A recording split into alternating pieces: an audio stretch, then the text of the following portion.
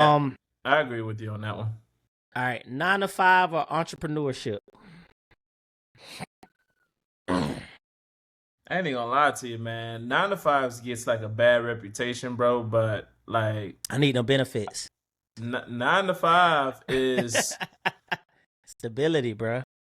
that stability is necessary. Entrepreneurship, you eat what you kill, and obviously there's a lot of stress that goes into that, not knowing what's next for real.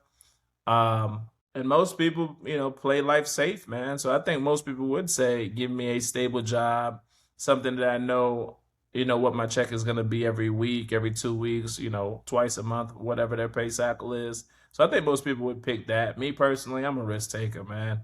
I'm a risk taker. Give me my financial freedom to where I can actually eat what I kill, and give me the opportunity to create my own schedule and thrive. But from that perspective I too, though, think entrepreneurship entrepreneurship doesn't allow for stable things in your life, bro. And that's a conversation that's not had enough. As far as like family, you may not be the most emotionally available at the early stages of building a business. You may not have time for relationships. Entrepreneurship does that to you. Most people don't talk about now, that enough. in order for you to get to your mindset, I feel like you have to have had a stable, a long-term 9 to 5. In order for you to get financially like that, like you to speak how you just spoke about entrepreneurship, you had to have worked a 9 to 5 Yeah. to build that for sure. Yeah. It's and it's good to keep stability until you're ready to jump full time. You see what I'm saying? If I could do it all over again, not to cut you off, I think this generation had the best opportunity for entrepreneurship while they're in their parents' home, or while Hmm. they're within a home where they don't have real responsibilities, to Yeah. go ahead and get it out the mud, do it that way, because you don't have a lot of responsibility. Once you get out there in that real world, start having kids, have these bills and stuff like that, You bro, got to it's kind of consider hard. stuff like that. Yeah, for Yeah. sure, for sure.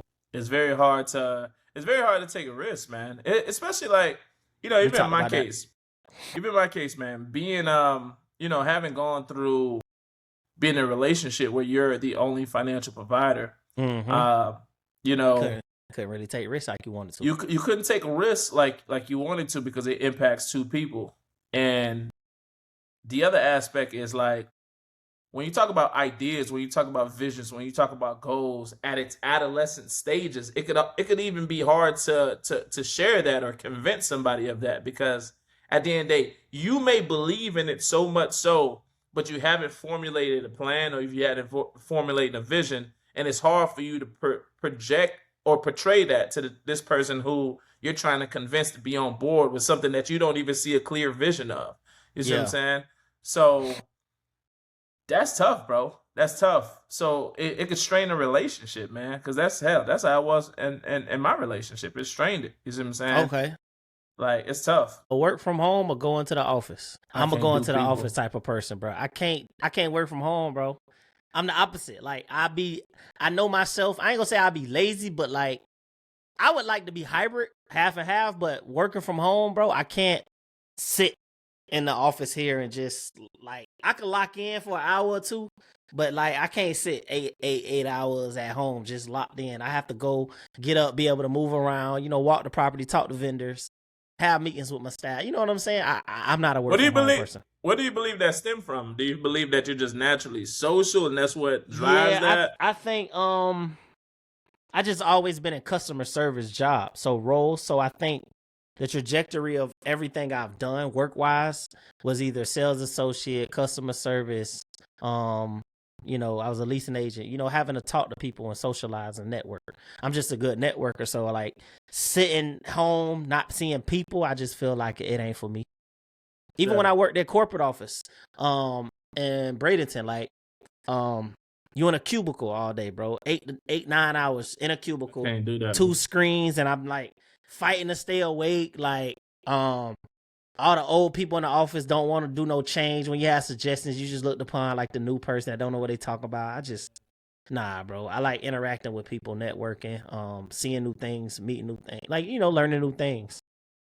Yeah, yeah. My setup right now, man. Like I said, I work like 3 hours a day, if that, 3 hours a day, and then I just get out and socialize. That's where I get my socializing in, I guess, is when I'm doing things, when I'm moving around, parks, stuff like that.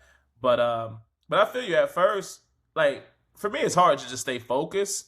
So I Yeah. have to disconnect from my electronics. Like when I'm getting work done, when I'm being productive, I gotta literally throw my phone on my bed. See, And I think from home it's easy to grab it and be on it because ain't nobody watch you, ain't nobody it coming in. can't it can't even be in the same room because I got my office space Yeah. and I got my bathroom separating it.